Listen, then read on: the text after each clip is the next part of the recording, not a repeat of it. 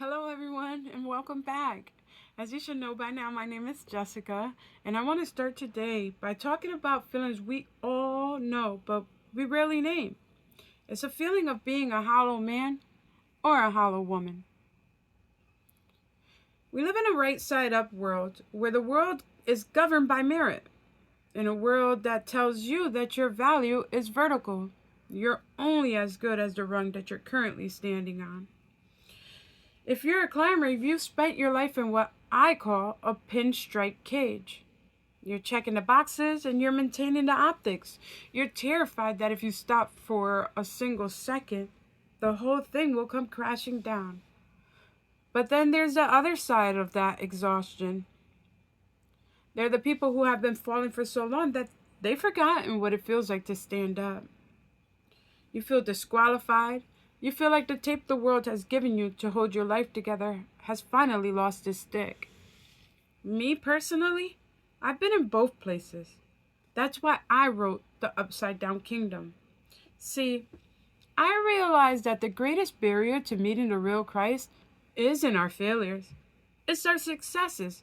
Because as long as we're standing on our own pedestal, we're too high up to reach the Savior who sits in the dirt. To help understand this, I want to introduce you to two men.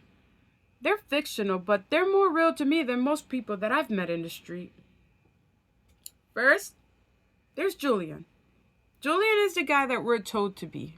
He's 55, he's a high-powered attorney, and he's impeccably dressed. He lives in a fortress of reputation. But Julian's life snapped at 3 a.m. on a Tuesday. Not because of a scandal, but because of a phone call about his daughter, Sarah. And one night, his ladder vanished. He finds himself on a linoleum floor in a hospital. And for the first time in 30 years, his pinstripes can't protect him. And that's where he meets Elias. Elias is what the world calls ghost. He's a former addict and broken, and he's invisible to the people on the hill. But Elias has something that Julian would give his entire bank account for: radical peace. Elias is the one who tells Julian the most important truth in the book. The floor is the only place that doesn't move. The story follows these two as they navigate the underside. It's about Julian learning to lose his life to find it, and Sarah learning that her scars, they're not shame, but they're her compass. In the book, I've included something called the Dictionary of the Underside, because when you enter the kingdom, you need to learn a new language. I want to share a few of these with you because I think that they might hit home for some of you today. First, the bathroom stall cathedral. This is any place, no matter how grimy or shameful. It's where you finally stop performing and encounter the raw presence of God. For some of you, your cathedral is a recovery room. For others, it's the quiet of an empty house after a divorce. It's the places where the mask comes off. Then, there's the ghost with the heart. This is my favorite. It's a person who has become invisible to the world's status seekers. You aren't being invited to the galas anymore. You aren't on the who's list. But in the invisibility, you finally become seen by King. You realize that your identity isn't something you build. It's something that you receive. And finally, level ground. This is the geometry of the gospel. It's the realization that at the foot of the cross, the CEO and the addict are the exact same distance from the heart of God. There's no rung in the kingdom. There's only a table. People ask me, Jessica, why the upside down kingdom? It's because we've been taught theology of glory, the idea that God is only in the winds. But the Bible gives us the theology of the cross.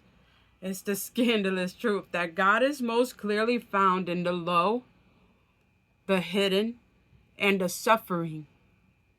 I wrote about the cry of death in the introduction. I remember crying that cry. It wasn't a polite prayer. It was a shattering. I thought I was losing everything. But what I actually was losing was the life that wasn't mine to begin with. If you're white knuckling a work today, trying to stay upright, I want to give you permission to let go. Grace isn't a scholarship for the ones who work hard. It's a lifeline for the ones who have already drowned. We don't find God by ascending the mountain. We find him because he made the descent to us. This is the heart of the Sosus Christus, Christ alone. The climb is finished because he finished it. So this is my invitation to you. If you're tired of wearing the pinstripe cage, if you're tired of the armor of performance, if you're ready to see the view from the bottom, I want to invite you to read the Upsidedown Kingdom. This isn't just a story about Julian and Elias. It's a map for your own journey. It's a reminder that you don't have to be better to be loved. You just have to be here. The climb is over. The garden is growing in the ruins, and the king is already there, sitting on the curb, waiting for you to join him.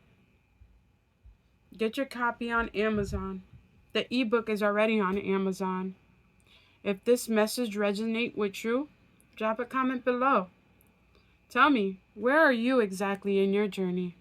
Are you climbing, or are you ready to let go? I would love to pray for you and walk with you. Welcome to the kingdom. I'll see you in the valley.